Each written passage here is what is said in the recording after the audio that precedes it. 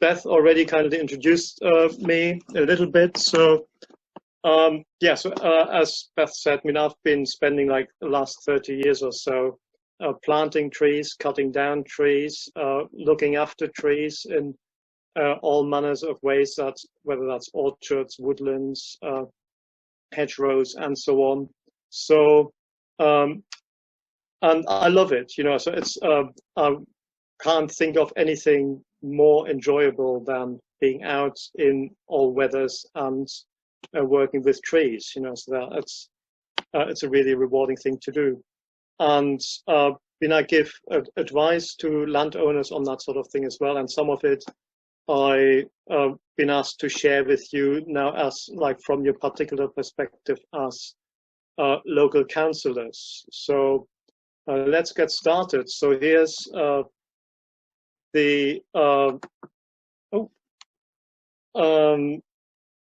just a few pictures of trees and like wooded lands in Herefordshire in particular, and like some of you might be able to recognize some of these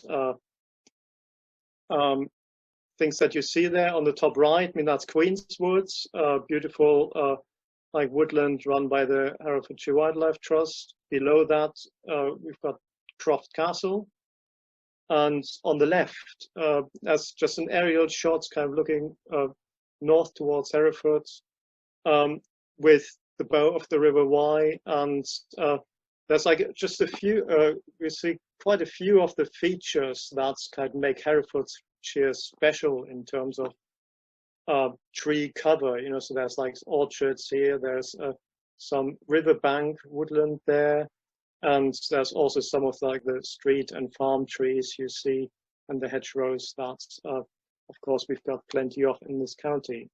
And so I've added that little line at the top, which I wasn't aware of is the county motto of Herefordshire. So I don't know, yeah, kind of how long that's been the case, but yeah, so I know now. Yeah, so like just to look at kind of what this county, this fair land, as the county motto has it, contains in terms of tree cover. I mean, there's a rich diversity, 15% wood cover, which is about just about average for this country, for England. There is, as we all know, many orchards and hedgerows, kind of, and a lot of them still traditionally managed. A lot of them also brought into the 21st century with new management techniques. Beautiful old veteran trees in places like Croft Castle, Barrington Hall, and so on. Yeah, so all those different places, and many of them have been here far longer than you and I. You know, so they far predate us. Hopefully a lot of them will also be here long after we are gone. And I mean, that is, I think, one thing that trees and woodland gives us is a perspective of deep time, both from where we've come from and where we are heading, you know. And so they can connect us with that sense of like some like a time scale larger than our own. And where that places us in that run of time is interesting as well, and kind of gives us a chance to reflect on kind of how are we contributing to what comes after us? How are we fitting in with that? In other words, what are we leaving for our children, our grandchildren, and their children, and so on? So, as a councillor, I mean, you are in a position of influence, at least I'd say. So you got possibilities to shape how we are interacting with trees in the short and medium term, and it will help to know about the value of trees and woodlands and understand what's in your area, understand the value of that as well. I mean, I will like give a few pointers like as I carry on talking, and also give you some ideas of like who you can ask for advice to help you if you have specific questions around trees. Then as a councillor and as a member of the public, you have certain like civic rights in terms of relation to kind of like to trees, and I'll mention a bit of that about that as well. And then a few things about kind of how to kind of what to be aware of when talking to landowners, land managers, and so on. And if we have time, and I'll have to keep a bit of an eye on that kind of, is also there are all sorts of new ideas around that, like how trees can fit into the landscape, both urban and rural. And I might get on to suggesting some of those later on if there is time.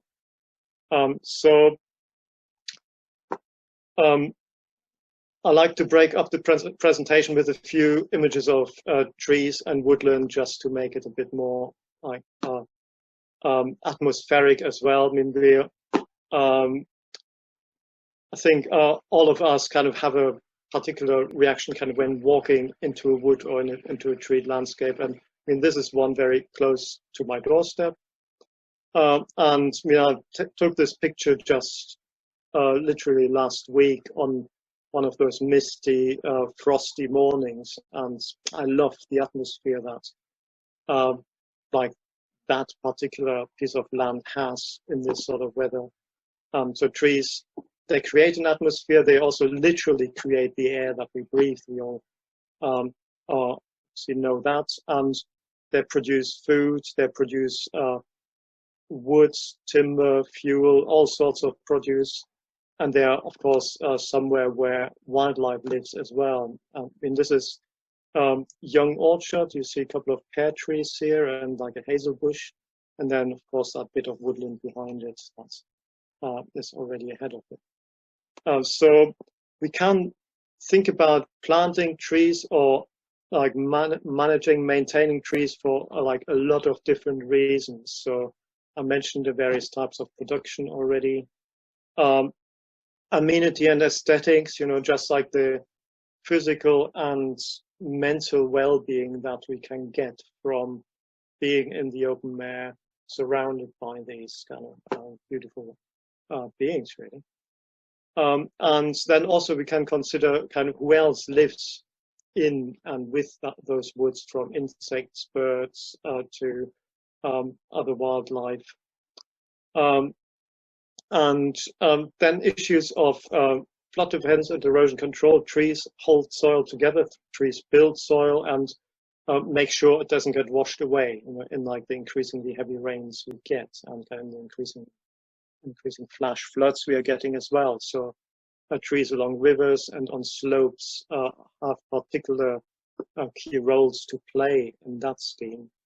And then on the other hand, trees can give shelter both for humans, for animals, for livestock, shelter from views, shelter from noise, and from the elements, of course. And then kind of something that's kind of we're all more aware of in this day and age is just the bare fact that trees, by breathing in carbon dioxide and fixing it in their biomass, dropping it as leaves, building soil, they capture carbon. So they're kind of one of our key strategies in terms of dealing with climate change. And what I would say is both the causes of climate change and the local effects of climate change, which again express themselves as flooding, as drought, as increasing wind, and like storms. And so all of those can be addressed in one way or another by tree. And trees, of course, are not the answer to everything, but they are definitely the part of a strategy to kind of make our future lives all better. So in order for trees to thrive, it helps to have the right tree in the right place, because that is a tree that will be appreciated. and very often kind of people feel that a tree is in the wrong place, and then, so that's when conflicts start. So in terms of kind of what are the basic criteria, in terms of kind of how does a tree fit in with the wider setting? So that's both aesthetic, but also can be in terms of what that particular location in particular requires. So whether the tree is of benefit in that respect, or is perceived as a hindrance, as an obstacle to fulfilling that particular function in the landscape. And then, as I mentioned, there's kind of also the interaction between the landscape of trees and adjacent habitats, so whether they're wetland, meadow, moorland, and so on. And not every tree is suitable and appropriate in every landscape. Some trees can take over where we'd rather they're not. Some trees are just not very well suited for certain types of soil or certain types of other habitat. So that's worth keeping in mind. And so below that, just a couple of a few questions to ask yourself when you're thinking about specific trees or tree schemes. One, in terms of existing trees, I think the first port of call, often for people, especially if they perceive a tree as a nuisance, is kind of like, how can I get rid of this tree? I think it would be good if we, as a culture, could learn to be a bit more accepting in that respect, and maybe approach it to start with from the perspective, can I live with this landscape as it is, with these trees as they are? And if not, can they be adapted in some way so that they're more suitable? And we can have a bit of a discussion of how that could be done. In terms of new trees, there we've got much more of a chance to intervene and get things right beforehand.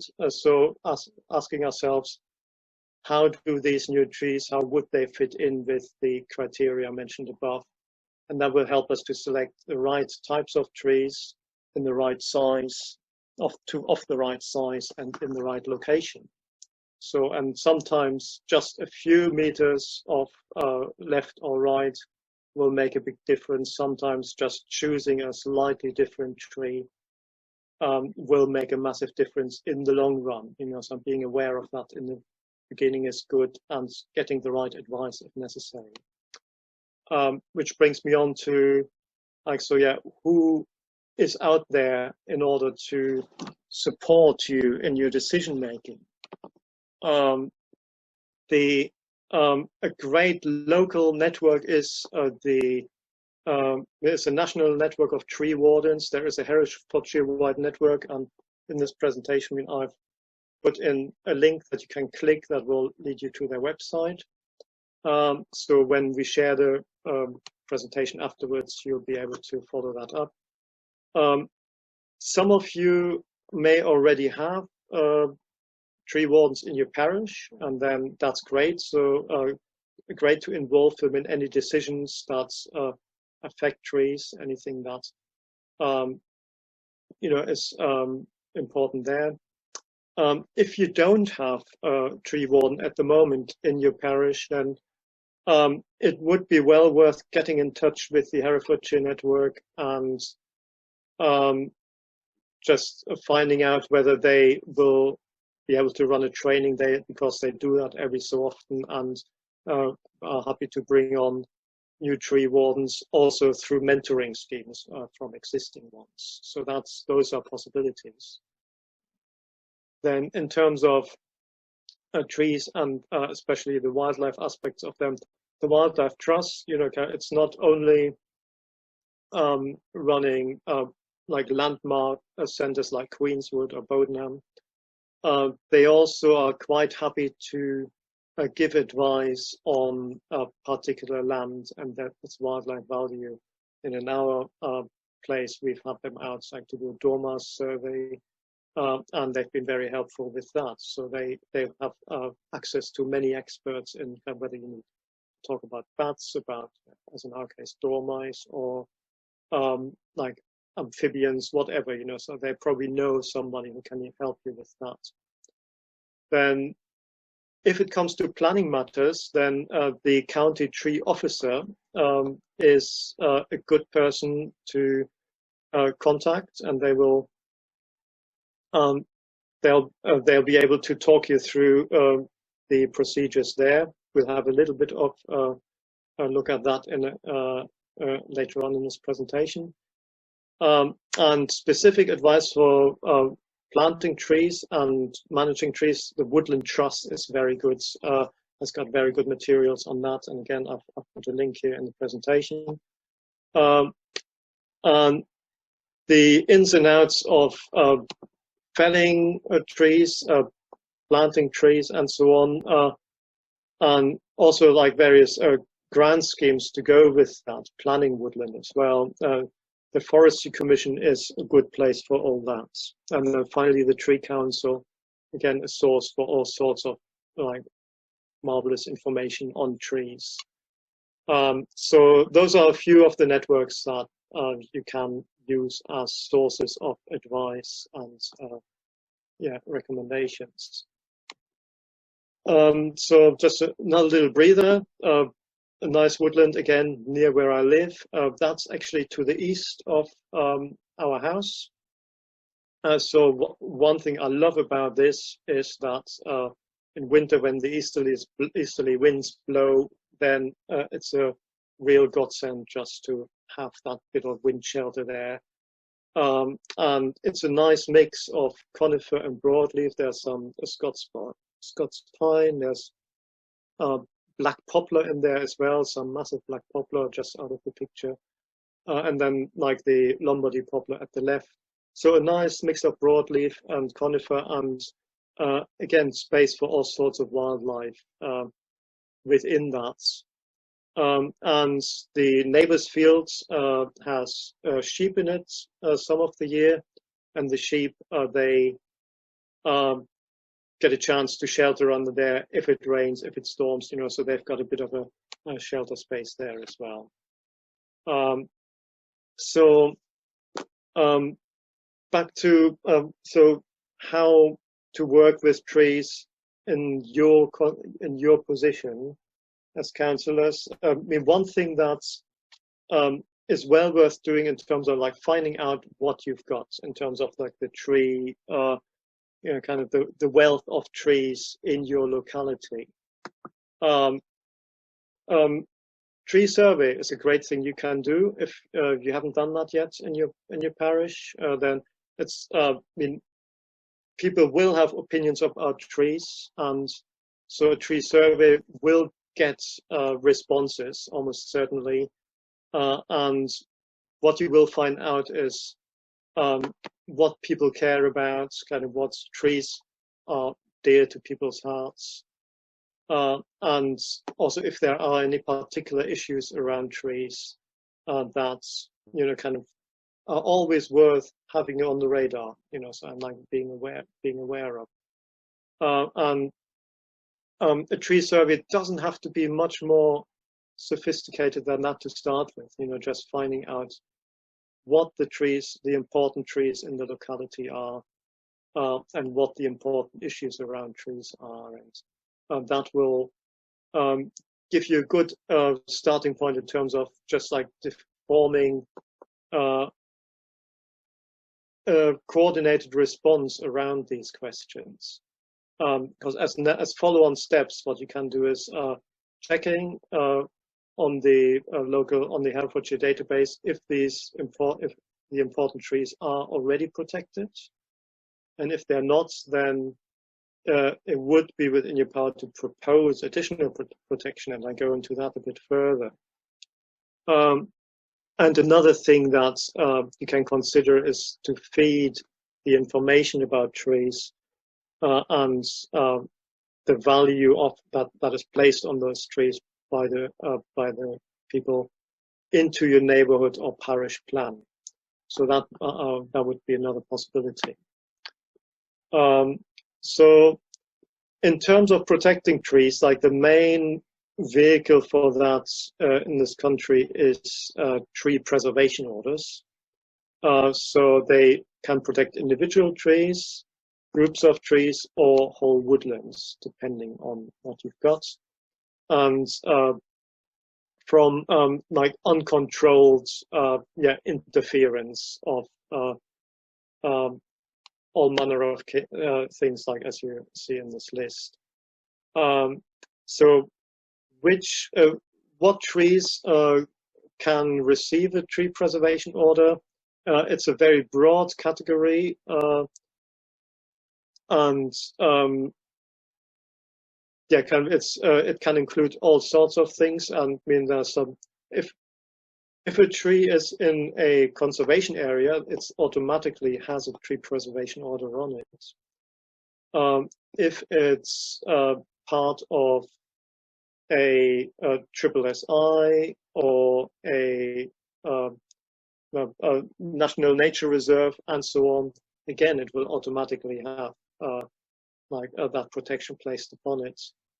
Beyond that, in any tree of particular that is valued for its age, size, form, can be on there if it has current or future potential as an amenity, so as a valued tree locally that is valid.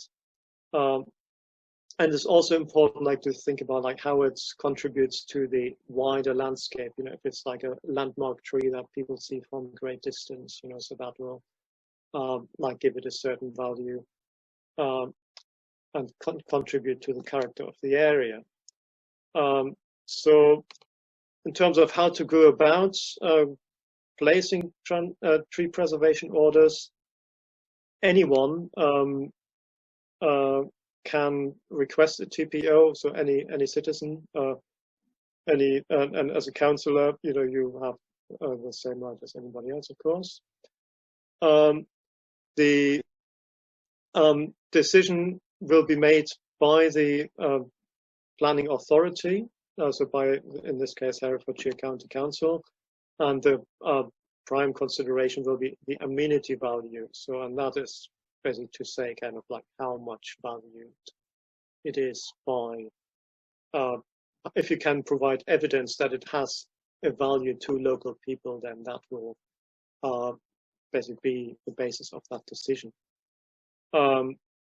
Once a preservation order is requested and the planning authority has agreed in principle that it's possible, then a planning notice will have to go out, local notices go up and so on. It will be in the papers. So the usual public consultation process to do with planning kicks in. And once that is approved, then it means that any work on any of these trees will have to be approved by the county tree officer. So it's it's not as simple as it was before to cut it down, cut it up, or whatever. And there is a public register of tree preservation orders, and again, I've put the links in the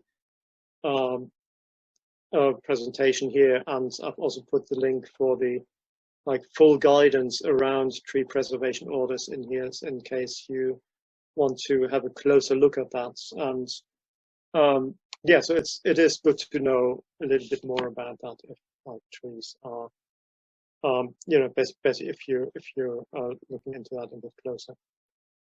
So if there is tree work to be done, so just a couple of examples here. I mean, it can quickly get complicated with rope access tree work, and with felling on the right hand side here, we've got felling next to power lines and buildings and so on. So all sorts of things can get potentially hairy, and obviously you want the right people involved, and you want to go about it the right way, and you want to have your paperwork sorted as well.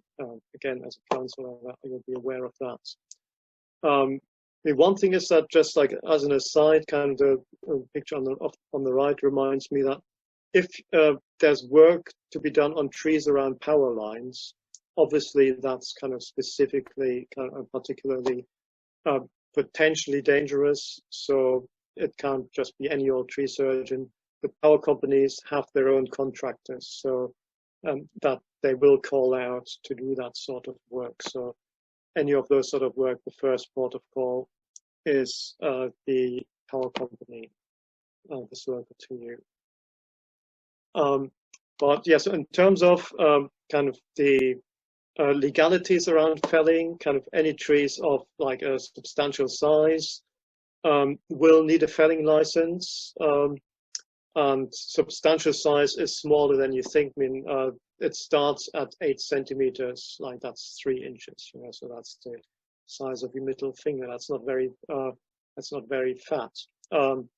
In some cases, it goes up to 6 inches, but beyond that, kind of, it's all trees will need a felling license, except for particular situations like churchyards, orchards, some public lands, or if there is an immediate risk of serious harm. So it's not just if a tree is perceived as a nuisance because it drops leaves or fruit or so on. That's not a good enough reason for somebody to get chainsaw out. So it's there has to be a risk of serious harm, and that has to be fairly immediate. As a landowner, for trees that don't affect the public highway, you have a little bit more leeway, so you can cut up to 5 cubic meters per quarter on your own land. But again, if there are particular trees with other levels of protection involved, then you'd still have to have the right permission for that. Again, I've got full guidance on felling licenses included as a link in the presentation. So in terms of planning process, so in most developments, if trees are on the land and trees are affected in any way by the work, then a tree survey is the first thing that will be needed. And in some cases, where they're part of a ecologically valuable habitat, there will also have to be an ecological assessment, and the planning department will specify what they want to see there. So the tree survey will identify which trees are intended to stay and which trees are intended to be cut, and any that are intended to be cut, a good reason will have to be supplied. Like in planning terms, a material reason has to be there, and that reason can be questioned. And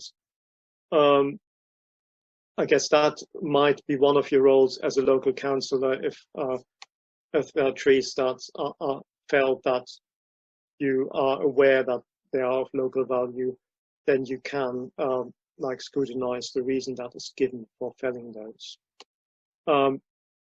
Outline permission is not enough for going ahead with tree work. So if the planning department has already given that outline permission, that is not necessarily the starting point for the tree work. So there's still more work to be done there. If any trees are taken out, then generally a replacement is required, and that can and should be part of the Section 106 agreement for a site. As a council, as a parish council, you may also consider like asking for replacement of more than 1-for-1, because if you're thinking about a mature tree being cut down, just one sapling being planted is clearly not a like-for-like replacement. So I think there is scope there for pushing for more. Right. So this is just an example of a tree survey map that we've done for one of our sites. And so you see the X's here are trees that were to be felled, and there was like reasons were given for that. And the other trees, those trees are happily still here. So it is possible to fit a new development in with existing trees without like raising everything to the ground, and every developer should be made aware of that if necessary, and kind of encouraged to do their utmost to preserve existing good value trees. Just to give you the picture of what actually that land on that map looks like in reality, that is constructed wetlands, which grows a lot of willow, kind of that you see here, which is coppiced every year. So that produces an excellent crop for basketry, or if you grow them for longer, then that could be a biomass crop for fuel as well. And it cleans wastewater. You know, all the wastewater from 3 buildings is sent through that and comes out as bathing water quality, better than the stream it goes into. And on top of it, there are a lot of other plants and insects, amphibians, and birds living and depending on that little piece of new wetlands. So it's been in terms of planning, you know, new developments can be a real boom actually, and trees can be fitted into that as well very beneficially. The picture is a great bridge to my next subject as well, because if you're looking at that tree at the back here, that is a beautiful old ash tree, a good couple of 100 years old. Unfortunately, like many ash trees, and especially like very old ones, it is succumbing to ash dieback now. So it's not long for this world, and so that's something to think about with trees, kind of tree diseases. Ash dieback is one that is very widespread now, and you may have come across it. There are a few others as well that are spreading in a similar way. And then there are also a lot of trees that are just going to be diseased for one reason or another, without any particular kind of like spreading or like scenario going on there. So questions and that again, when a tree is diseased or is showing signs of dying back, then there's of course a question like, should one act? How should one act? So 3 questions to start off with there would be: is it dangerous to the public? How far advanced is the disease in that particular tree? And is this an issue that affects only the odd individual, or is it something that is spreading through a population? So with ash dieback, that is spreading through the entire population of ash trees. With other diseases, you know, so that it may just be that a particular tree is affected by it, and you don't necessarily have to worry about all the other trees around it. Although with most diseases, you know, so it is good practice to practice hygiene and take action early on so that they don't potentially become problems. So the aim in terms of tree health, or in terms of dealing with tree diseases, should be threefold: to protect people, property, and other trees. So to make sure that all of them are considered. Again, kind of there is often a temptation to rush in and just like cut down anything that's dead, anything that's looking a bit picky, which was the course of action taken in the great elm disease of the 1980s and early 90s. And people who know about trees and work with trees are now deeply regretful about that, because they feel that the management of the disease has probably done as much damage to the landscape as the disease itself. And so people are much more cautious in their approach now. And so the first step really is to survey any particular tree that is diseased, and seeing whether that's an issue in the neighborhood as well, and get the appropriate help with that if necessary. because it's not necessarily visible to every lay person kind of how bad or how serious the tree might be affected. And then use the above 3 questions to assess how to proceed, and then actually make a plan for either that particular tree or that particular location, or in the case of issues like ash dieback or black poplar is another one, like maybe make plans on a parish or even county level. And then once that plan is in place, then take the appropriate action, whether that is to cut off any diseased limbs or cut back the tree, or in some cases it might be appropriate to just isolate the tree so that limbs don't fall on members of the public who might not suspect it, or as a final, like possible solution, felling and replacing the trees. In terms of ash dieback, I've put in here the link by the Tree Council that deals with kind of how to that shows how it can be dealt with.